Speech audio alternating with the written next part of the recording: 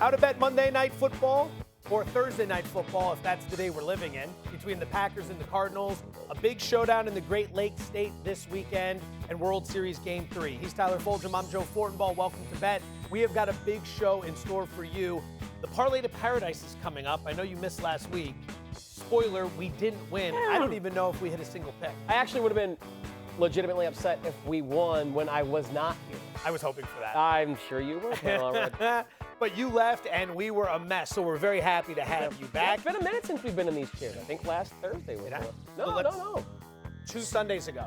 2 Sundays ago. Wow. We'll work it through. Nike. We'll work it through for you to watch the Good to process. see you again, buddy. Live. You as well. You as well. All right, youtube.com/ESPN Sports Betting. If you're looking for some daily picks, some quick hitters, we're covering the NBA, we're covering college football, we're covering a lot with the World Series. That's where you check that out. But we begin, believe it or not, with UFC 267, which is this Saturday from Abu Dhabi in the United Arab Emirates. It's at 2 p.m. Eastern. That's when the main card kicks off. The main event of that main card features a light heavyweight championship showdown between Jan Blachowicz and Glover Teixeira. For more on that title showdown, we go out to Abu Dhabi to visit with ESPN reporter and MMA insider Brett Okamoto. Look, I like Jan Blachowicz in this fight, but I don't know if I love him at the price. You know, Jan is just such a master at controlling the pace of the fight, where the fight goes. That's why he become a champion, really. He just controls fights very well. Glover, Glover has power. Glover has power, finishing ability. He's on a great run. He's got a lot of momentum. He seemed very loose to me all week. I like Jan in the fight, but I don't know if I'd be willing to pay the high price line on it. If you want to bet on the fight, maybe take a look at the under, because, again, Glover with a lot of power, Jan with a lot of power. I think Glover's going to leave it all out there. This is his last chance at the UFC championship, so maybe a little bit on the under. But if you really want to go with a side, take Jan, but you might sweat it out. Yeah, try not to hurt yourself living the dream, Okamoto. That was quite the background. As for the fight itself, Blachowicz is a big favorite, -300. Teixeira's +240 on the comeback. Over-unders 2.5 rounds. How would you bet it? Yeah, I just heard what Brett had to say there when I was talking to my UFC guy, though. He thinks Glover can take this the distance and push Jan to a fight that goes over 2.5 rounds. So that's my official play here. Glover, a live dog. He's a grinder. He's a veteran, obviously, and Blachowicz is the favorite for good reason. But I think this is a fight that goes to at least the 3rd or 4th round, despite the punching power, the striking power of each of these men. I think we get a very closely contested bout, closely contested fight for at least 3, maybe 4, potentially 5 rounds, and it goes to the judges' card. That would benefit the underdog, I think, if it does go the distance. Agreed. And I'm not his MMA guy. We got that from different individuals through the research process. A lot of people are going to look at this and they're going to think big guys, big knockout. Not necessarily when it comes to these two. First and foremost, note that the over was -220 when it opened, and now it has come down to -110. So there's been a lot of money on the over in this fight, and for good reason. You take a look at a guy like Glover Teixeira. He's on a 5-fight win streak, during which time he's had 1 fight go the distance to decision. He's had 1 knockout, which came in the 5th round, and he's had 3 submissions, which is great for a guy like Blachowicz, because it means he needs to stay back. It means he needs to be careful. He can't get caught in something here, which helps to grind the clock. Blachowicz, get this, of his last 15 fights, only 2 have gone under 2.5 rounds. Of his last 15 fights, a lot of stoppages. He's done fantastic work. He's lost some fights as well, but 13 of the last 15 have gone over 2.5 rounds. Some have been very, very close. Keep an eye on that. UFC 268 the following Saturday is a massive card as well, and we'll have that covered for you on Bet next week, Monday and Thursday. Let's move to college football. A lot of big showdowns this weekend, beginning Saturday, noon Eastern on ABC. The battle in the Great Lakes State, Michigan laying 4, total of 50.5 against Michigan State. Do you give Sparty a chance here? I do. I'm going to take the 4 points with Michigan State and just take the head start. They're the home team. They, like Michigan, have just 1 loss against the spread this season. Both these teams are exactly positive or plus 9.9 relative to the spread this season, meaning their average game, they're beating the spread by 9.9 points. It's exactly the same for both. They both have played a kind of mundane schedule. No one that really says, wow, you've beaten this top 10, top 5 team. That proves you're better. Michigan State is certainly overachieving. I think Michigan, to a certain degree, is overachieving. So when I look at it, it's kind of a coin flip. I'll take the home team as a dog, getting more than a field goal. Go Sparty. They've also got 2 weeks to get ready for this game, which is an advantage for you as well, having 2 weeks to get ready for your in-state rival. I'll look through the total here. I will play under 50.5 points in this matchup. Two very good defenses coming into this game. Both are top 20 when it comes to opponent yards per play. Michigan has been fantastic from a scoring defensive standpoint. Second in the country. They're tied with Penn State. When you look at Michigan State, 21st in opponent scoring this season, so they've done an excellent job as well. Michigan isn't exactly the most exciting brand of football. Not to take a shot at Harbaugh because he's winning this year, but the reality is they love to run the ball. They're 11th in the country in rushing attempts per game, and they're successful at running. They're 11th in the country in yards per rushing attempt. So they love to run. They love to move at a very slow tempo. They love to grind the clock, and they love to keep that defense of theirs fresh on the sidelines. I think this is going to be a really tight game. I'd play under 24.5 in the first half as well, but under 50.5 would be the official play for bet. Let's keep it moving. Saturday, 3:30 p.m. Eastern, we go to the Big 12. Oklahoma, big scare last week against Kansas, laying 19.5 with a total of 67 against the Texas Tech Red Raiders. Yeah, and of course that was Kansas's first win against the spread. They almost won the game outright, and Oklahoma's defense let Kansas move the ball up and down at will. Now, Oklahoma's offense was a little shaky, but I think getting back home, Lincoln Riley getting into his team and saying how embarrassing that effort was in Lawrence against the Kansas Jayhawks. I think they come out there and put 50 on the board. Consequently, I think Texas Tech can put at least 21 or so on the board, so I'm playing over 67. Both these teams have a similar profile, offensively minded, offensively driven, mediocre defenses, play at a fast pace as well. So with this game in Oklahoma, I think the Sooners provide 50-plus points, and Texas Tech can give 2-3 touchdowns to get us over 67 in this one. If you like that, consider the team total over as well for Oklahoma. If you're thinking they're going to score that much, this is a tough game to handicap. Texas Tech just fired their head coach, Matt Wells, this week. They're 5-3.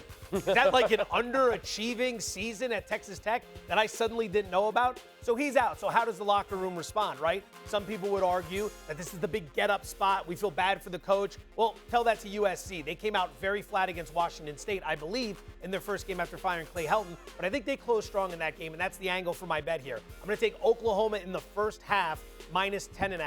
I think Texas Tech's going to be a little bit flat, and Oklahoma trailing Kansas 10-0 at the half last week.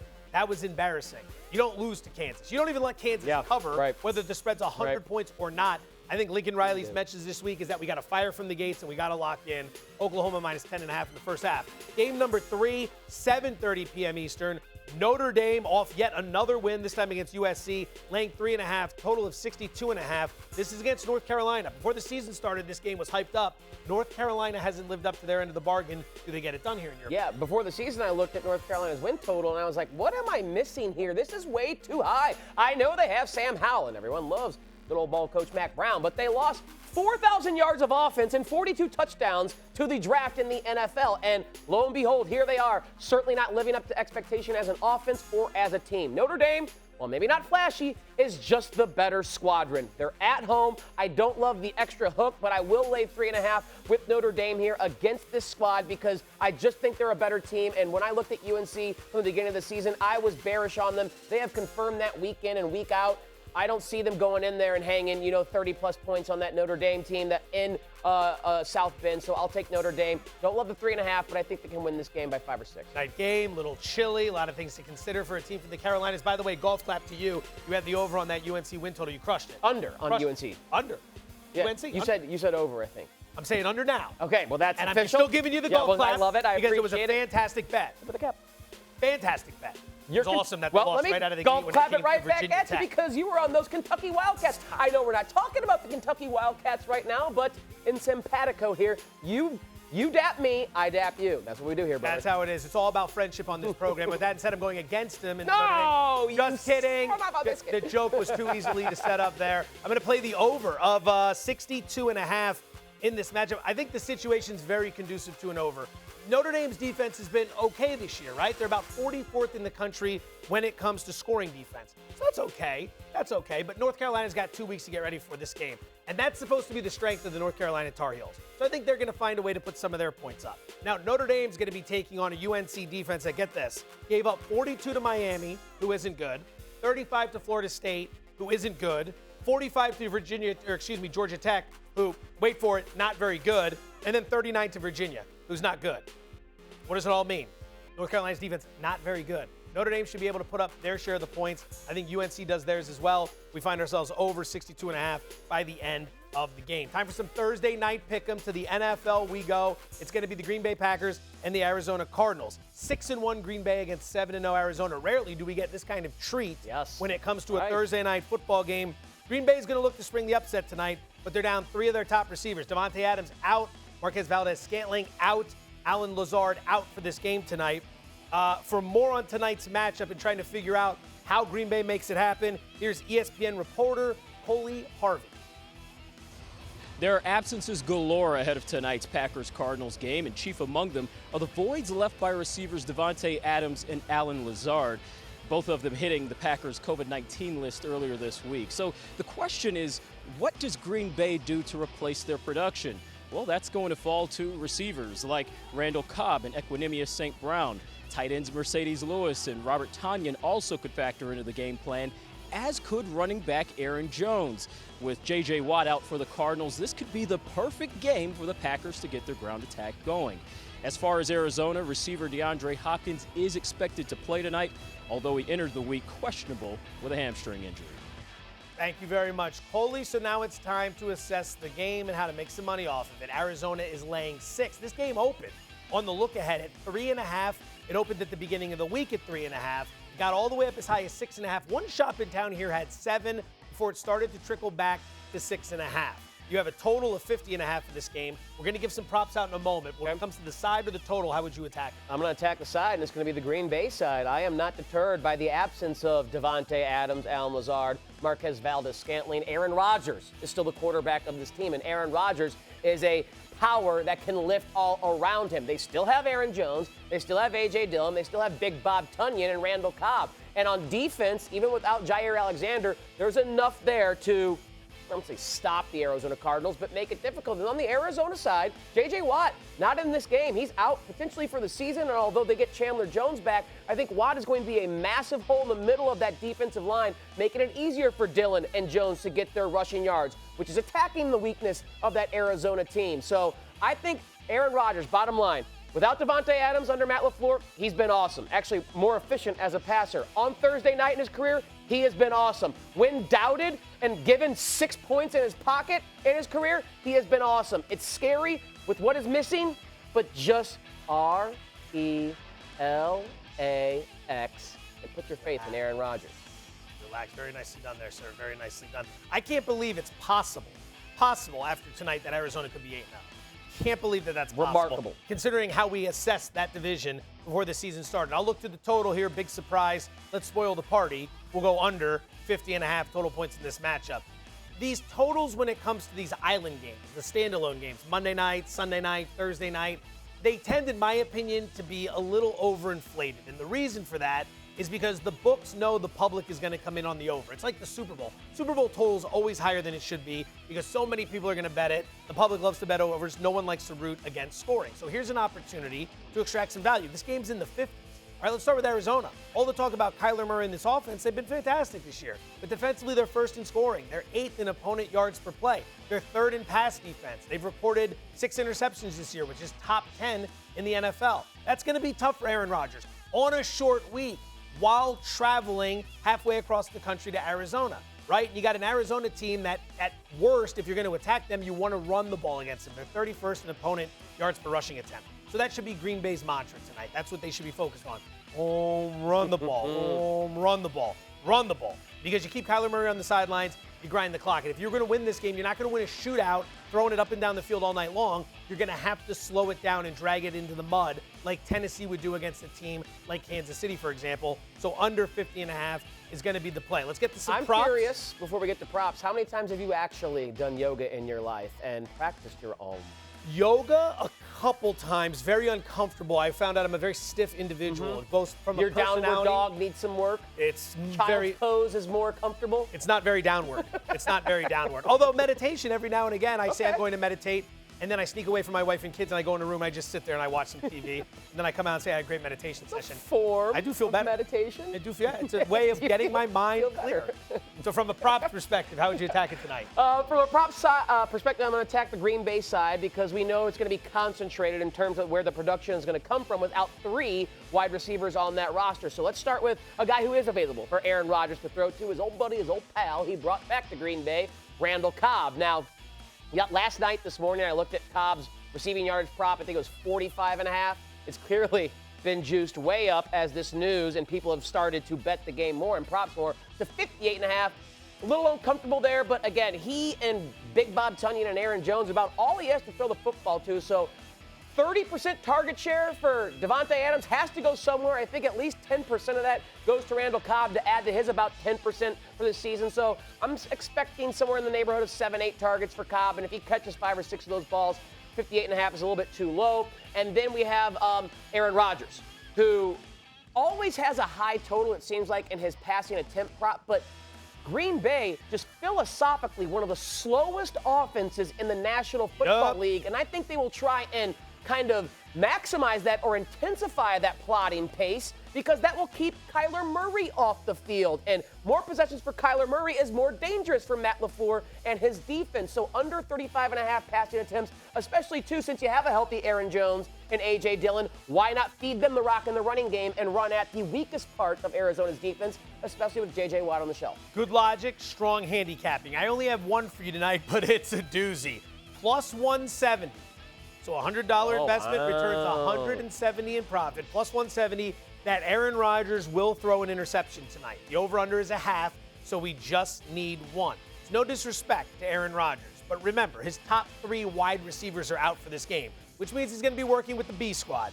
B squad might not run the right routes. B squad might tip a couple passes up into the air. That's not Rodgers' fault, but it could lead to an interception. In addition, you've got a spread of 6 here, which would indicate that perhaps Green Bay is trailing in this game and needs to continue to throw late in the game in order to catch up. Rodgers has 3 interceptions this year. They have all come on the road. 4 road games, 3 interceptions. Arizona ranks number 3 in the NFL in pass defense. They've recorded 6 interceptions this year, which ranks 10th. J.J. Watt out, but Chandler Jones coming back, which improves the pass rush. Thursday night game, lots of wonky things can happen. Aaron Rodgers throws at least 1 INT tonight, plus 170. I'm surprised. It was plus 155 earlier today. So the fact that this is going up, people are betting against me, good. I'll see you at the window. And then we can assess who got it right. And if it's not me, I probably won't go to the window because I won't want to live up to that. I'll just move on to the I'll go in my meditation room and turn on the TV.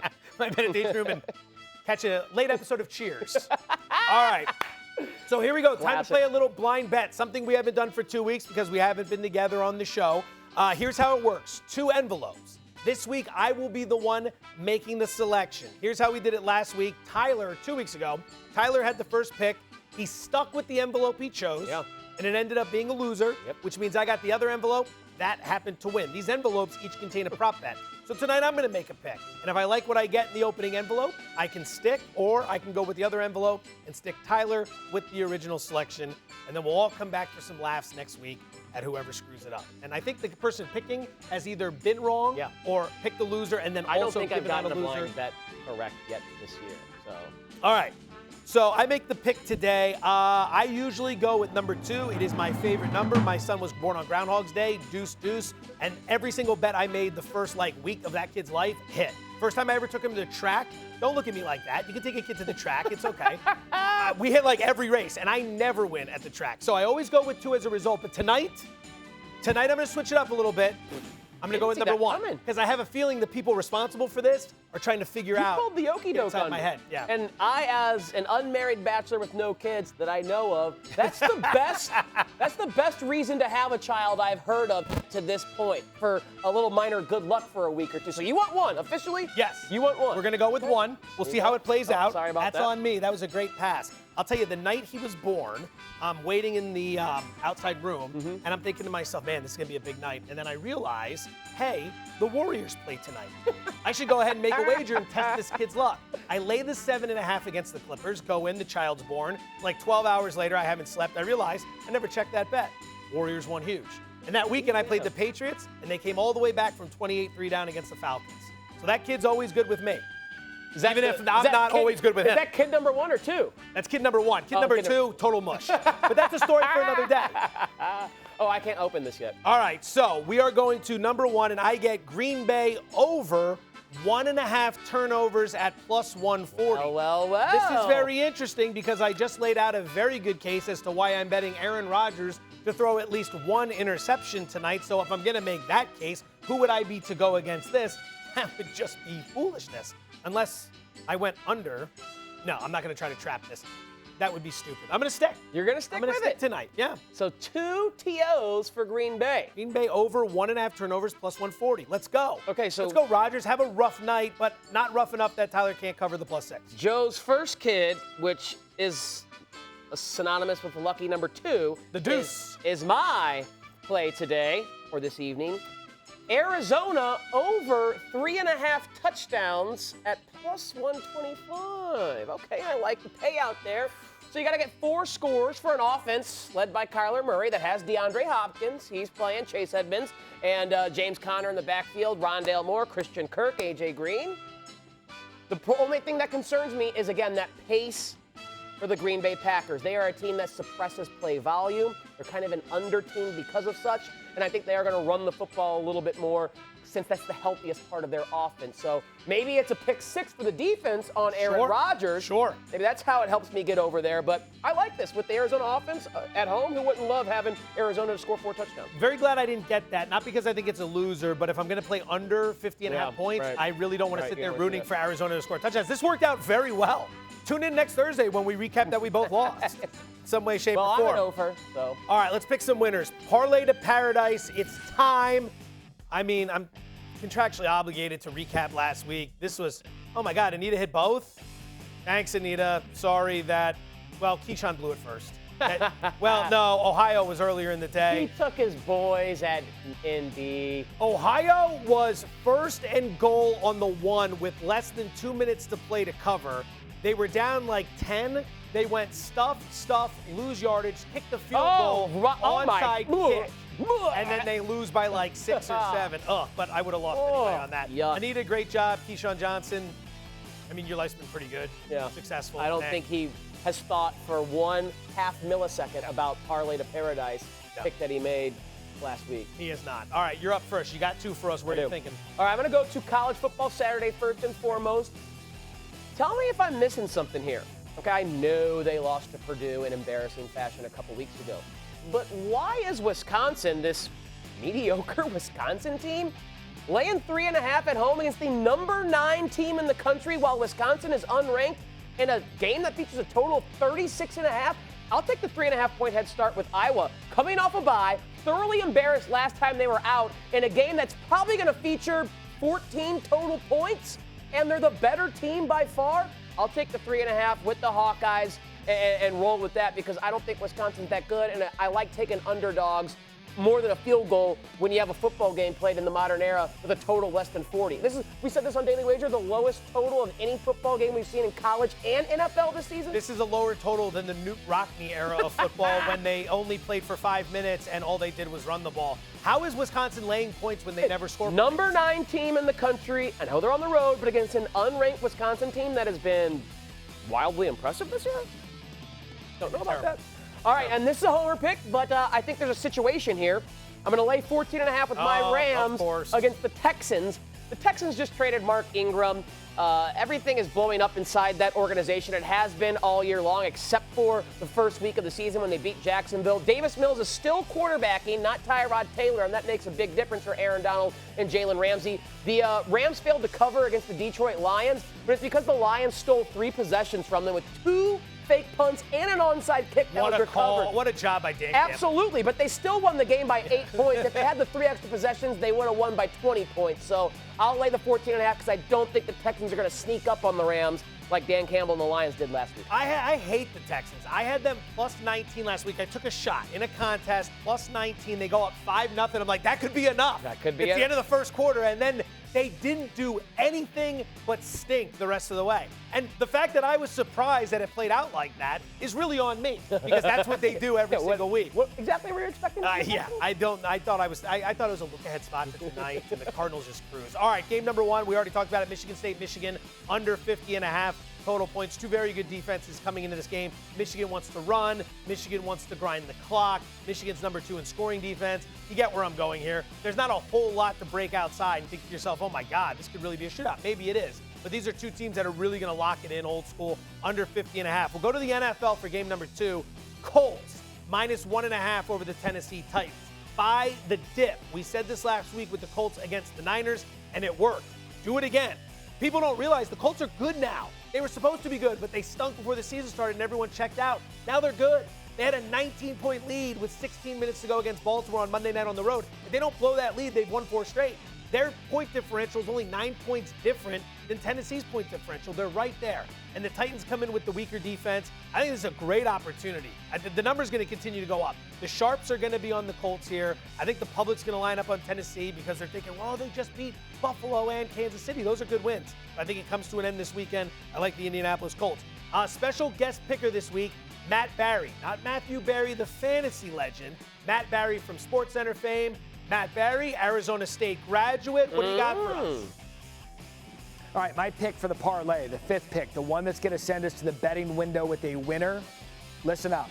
Cincinnati minus the points against Tulane. I'm going to start with the Tulane side of it. Last week, their quarterback, Michael Pratt, took a big hit. Who knows if he's going to play? And if he can't play, if Pratt can't play for the Green Wave, they don't stand a chance in this one because he's a really good player, and they didn't have much of a chance anyway. On the Cincinnati side, let me tell you something about the Bearcats. They need to be on the cover of GQ for the rest of the season. They need style points every single week. They didn't get it last week against Navy, 27-20. They know they can't afford to do that again. I expect Desmond Ridder to have a game. Lay it, lock it, book it, go to the window. Cincinnati big, minus the points against Tulane. From the hair to the suit to the pick, everything fantastic there. All right, how do you feel? I like our celebrity pick this week, Doug Kazarian, also on Cincinnati, and I agree with the handicapping there. They need to be on the cover of GQ the rest of the way. And, you know, you were 0 for 2 last week, so you're due. I'll put it that way. I was terrible last week. So, yeah. This year in college football, I either win every bet or lose every bet. There's no in between. These weekends are way too erratic for me. Way too erratic. By the way, Cincinnati, I'm checking out on it. They couldn't handle it against Navy last week. You got to blow out everybody if you want to be with the big boys. They're looking for reasons to knock you down. If your weekends are too erratic, maybe a third child would help. Yeah. She's not interested. She's made that extremely clear, and we're in agreement. One of the few things. All right, World Series Game 3, speaking of threes, Friday, Houston routed Atlanta last night to even up the series. 7-2 was your final score. So it's 1-1. We shift to Atlanta, the National League site, on Friday. Atlanta, a small favorite, -111. Houston +101, over under 8.5. As of now, how would you attack this thing? I'm going to attack the total, and I'm going to make the same bet I've made in each of the first 2 games. Attaboy. Lost in the first game, cashed in the second game, over 8.5. We've seen kind of a flip-flop. In Game 1, it was a fast start by that Atlanta offense, and then the Houston offense kind of struggled. Then in Game 2, exactly the opposite. Houston got out to a big lead, and the Atlanta offense kind of struggled. Now we're into the depths of each starting rotation here. These aren't the best that each manager has to offer, and I do think we'll finally get a game in Game 3 where both offenses show up. I mean, the Astros have scored 5+ runs, I think, in 10 of the 12 playoff games they've had. They've been incredible. Atlanta's offense has been awesome all postseason long. Now they get to go to the comfort of their own home. I mean, both starting pitchers are okay, but Ian Anderson and Garcia don't really impose fear in my eyes. So same bet I made in Game 1 and Game 2, over 8.5. It cashed in 1. Probably should have cashed in Game 2. Should have probably cashed in Game 1 with the way it started, having 6 runs on the board through 4 innings. Same thing last night. So you should be thinking about a first 5 over as well. Yeah, that's 2-0. That's 2-0. That's 2-0, and it's no sweat. I'm with you. I will play the over 8.5. Also play the first 5 over, as we just discussed. 2 righties tonight, or Friday night. The two teams that absolutely bust up right-handed pitching, as Tyler was talking about. Luis Garcia is going to go for Houston. He's made 3 postseason starts. He's gotten crushed in 2 of them. His most recent outing against Boston was solid, but the previous 2 he got absolutely cracked.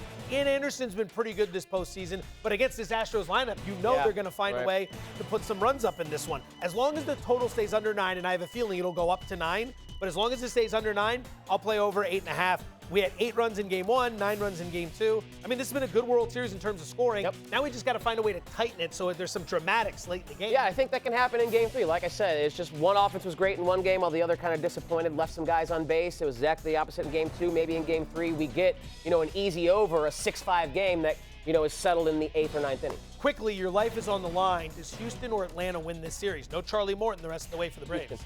Houston? Yeah, that Charlie Morton injury is tough. But it's tough to discount the Braves based on everything they've done so far this season. Easy to discount us. We missed 50% of the time or so, but we're looking to be at 54 because then we can beat the books. He's Tyler Fulghum. I'm Joe Fortenbaugh. Thank you for watching Bet. Best of luck to you tonight. We'll see you Sunday morning.